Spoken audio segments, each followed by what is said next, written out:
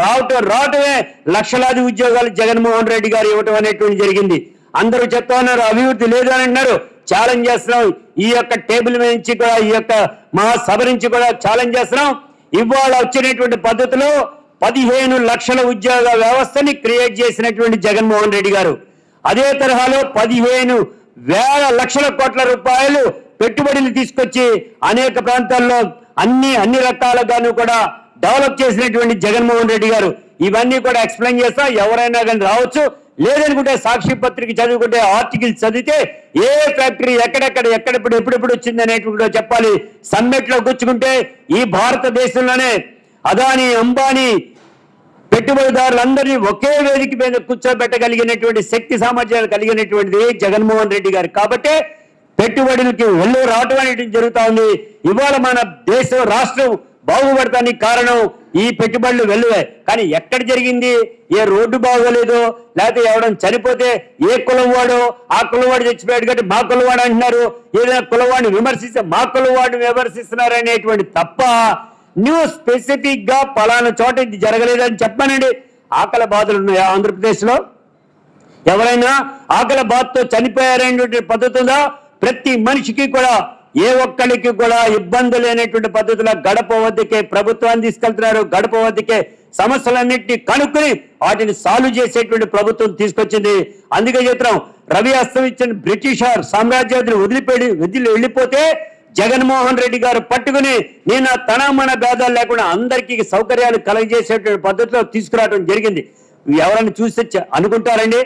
ఎవరైనా కానీ కూడా వాలంటీర్ వ్యవస్థ కానీ, సెక్రటేరియట్ వ్యవస్థను కానీ తీసుకొచ్చి అదే గ్రామంలో 30 మందిని ఎంప్లాయ్మెంట్ గా తీసుకురావడం జరిగింది. ఆ 30 మంది ప్రతి నిత్యం కూడా గ్రామాల్లో తిరుగుతూ ప్రజా సమస్యలను కనుక్కుంటూ పరిష్కారం చేసి కాళ్ళు అరిగిపోయేటటువంటి తిరిగేటువంటి పద్ధతి ప్రజానికి లేకుండా చేసినటువంటి పద్ధతి ఉన్నది. అందుకే భ్రమలు కల్పించినటువంటి భ్రమరావతి అనేటువంటి ఈ పుస్తకాన్ని రాసినటువంటి అనిల్ గారికి మరొకసారి ధన్యవాదాలు తెలియజేస్తూ, ఒకసారి ఎప్పుడైనా కానీ ఎవరైనా కానీ కూడా ఈ తెలుగుదేశం కానీ లేకపోతే ఇతర పార్టీలు కానీ సంబంధించినటువంటి వాళ్ళు అభివృద్ధి విషయంలో గనక ఛాలెంజ్ చేస్తున్నాం. ఎక్కడ ఏ వేదిక మీదకైనా వచ్చి మాట్లాడదాం. కేటగారికల్ గా ఎన్ని వచ్చినాయి, చంద్రబాబు నాయుడు టైంలో ఎన్ని వచ్చినాయి అనేటువంటి చెప్తాం. ఒక టేబులర్ ఫార్మ్ గా కూడా కృష్ణరాజు గారు కూడా వేసి చూపించడం కూడా జరిగింది. అభివృద్ధి ఏ రకంగా జరిగింది, ఆంధ్రప్రదేశ్ లో ఏ రకంగా జరిగింది, ఏ జిల్లాలో అంతా జరిగింది అనేటువంటి టేబుల్ ఫామ్ కూడా వేసి చూపించడం జరిగింది. కానీ అది కూడా ఛాలెంజ్ చేస్తాం. ఈ సందర్భంగా తెలియజేసి అవకాశం నాకు ఇచ్చిన మీ అందరికీ ధన్యవాదాలు తెలియజేస్తాను. చంద్రబాబు ఆడేటువంటి నాటకం, చంద్రబాబు అనేటువంటి వాడు ఒక నాటకాలు రాయడు. ఒక 420 పుట్టిందే 420, 4వ నెల పుట్టాడు 20వ తారీఖున, రెండు కలిపితే పక్కన పెడితే 420. ఆ 420కి మరొక 420 తోడయ్యాడు. ఆయన ఈశ్వరను. ఆయనకి కట్టబెట్టాడు. ఈ 31,000 ఎకరాల భూమిని అతనికి కట్టబెడతానికి తీసుకొచ్చాడు. ఈశ్వరన్ ఇప్పుడు జైల్లో ఉన్నాడు. నిన్నటి వరకు చంద్రబాబు నాయుడు జైల్లో ఉన్నారు. అంటే ఈ తోడు దొంగలు ఒకే రకమైనటువంటి పక్షులు ఒకే గూట్లో చేరతాయట. అదే ఇంగ్లీష్లో కూడా చెప్తారు కదా. అదే తరహాలో ఈ ఇద్దరు కలిసి ఈ రాజధాని భూముల్ని కైవసం చేసుకుంటానికి చేసినటువంటి పన్నాగంలో భాగం. డబ్బులు ఇస్తాడట, ల్యాండ్ ఇస్తాడంట, ఇన్ఫ్రాస్ట్రక్చర్ డెవలప్ చేసి ఆయనకే కట్టండి అని చెప్తాడట ఈశ్వరన్కి. అంటే దాని అర్థం ఏంటి? అంటే ఇండియాలో ఆంధ్రప్రదేశ్లో ఎవరు కట్టేవాళ్ళు లేరా?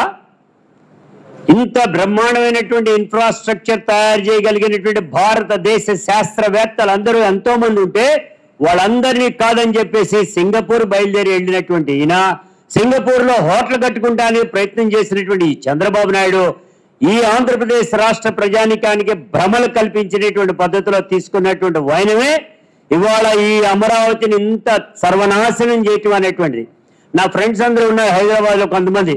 అబ్బా హైదరాబాద్ బ్రహ్మాండంగా అమరావతి ఇంత బ్రహ్మాండంగా చేస్తున్నారంట అవి అనేటువంటి చెప్పారు. నాకు ఉండేటువంటి క్లాస్మేట్స్ వాళ్ళందరూ. సరే ఒక రోజు రండిరా అని చెప్పేసి ఆ 10 మందిని పిలిచి వస్తే వాళ్ళని అందరినీ కూడా అమరావతి ప్లేస్కి తీసుకెళ్తే ఎక్కడున్నాయి బిల్డింగ్లు అంటే తుప్పలు, గొట్టలు, ఎందుకు పనికిరానటువంటి ఎడారిలాగా ఉండేటువంటి భూమి కనబడింది.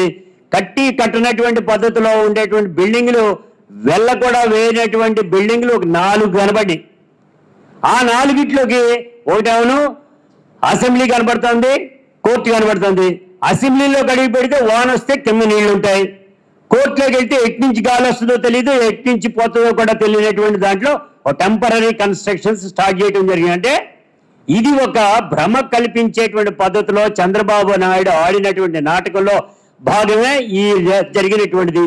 దీన్ని సరైనటువంటి కాదు అని అన్నాం. ఇప్పుడు అనిల్ గారు రచించారు, అది గతం నుంచి మనం చెప్తా ఉన్నాం. అనేక డిబేట్లలో, అనేక టీవీల్లో పార్టిసిపేట్ చేసిన సందర్భంలో మనం కూడా చెప్తా ఉన్నాం. అందుకనే చెప్తాం, దీనికి సంబంధించినంత వరకు కూడా ఒకే ప్రాంతాన్ని ఎన్నుకుని ఆ ప్రాంతాన్ని మాత్రమే డెవలప్ చేస్తాను అని చెప్తే ఈ రాష్ట్ర ప్రజలు చుట్టుపక్కల ఉండేటువంటి ఇతర జిల్లాల ప్రజల్ని నాశనం చేసినట్టే అనేటువంటి చెప్తా. ఒకవేళ నిజంగానే నేను డెవలప్ చేస్తాను అన్నారు, బాగానే ఉంది. తిరుపతి, విజయవాడ, విశాఖపట్నం ఐటీ హబ్ అన్నాడు. ఎక్కడ నుంచి చేశారా? ఎక్కడి నుంచి చేశాడా? అదే పద్ధతిలో ప్రకాశం జిల్లా ఐరన్ హబ్ అన్నాడు. ఎక్కడైనా చేశారా? ఒక్క ఐరన్ ఫ్యాక్టరీ ఎక్కడన్నా కూడా రావటం అనేది జరిగిందా? అక్కడ రాలా, కడపలోనూ రాలా. దానికి తోడు ఏదైతే రాజశేఖర రెడ్డి గారు ప్రవేశపెట్టినటువంటి ఏవైతే ఇరిగేషన్ ప్రాజెక్ట్స్ కంప్లీట్ చేయవలసినవి ఉన్నాయో ఏ ఒక్కదాన్ని కూడా కంప్లీట్ చేయనటువంటి పద్ధతిలో తీసుకొచ్చాడు. అంటే దీన్ని ఏంటి, ఒక్క అమరావతిని మాత్రమే చూపించేటువంటి పద్ధతిలో తీసుకురావడం అనేటువంటి జరిగింది. వాళ్ళందరికీ కూడా 29 నగర గ్రామాల్లో ఉండేటువంటి ప్రజల యొక్క అభివృద్ధి ఈ రాష్ట్రం మొత్తం అభివృద్ధి అనేటువంటి పద్ధతిలో చూపించాలని ప్రయత్నం చేశాడు. అది సరైనది కాదన్నాం. అందుకనే జగన్మోహన్ రెడ్డి గారు రావటమే ఈ యొక్క రాజధాని ప్రాంతం ఇక్కడక్కడే కాదు, 3 ప్రాంతాల్లో 3 రాజధానులు ఉండాలి, వికేంద్రీకరణ అభివృద్ధి జరగాలనేది చెప్పాం.